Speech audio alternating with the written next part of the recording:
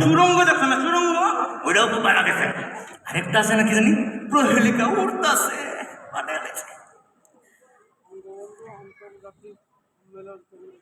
আছে নাকি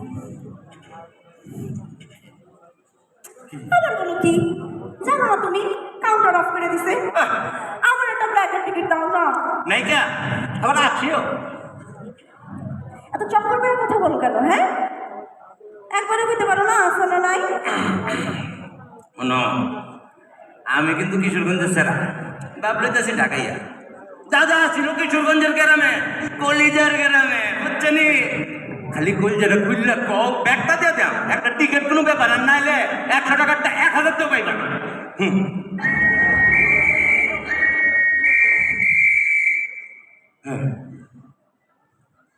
টিকিট নেওয়ার আগে এইসব বলো পুলিশ টিকিট লাগলে আমাকে পুলিশ আছে না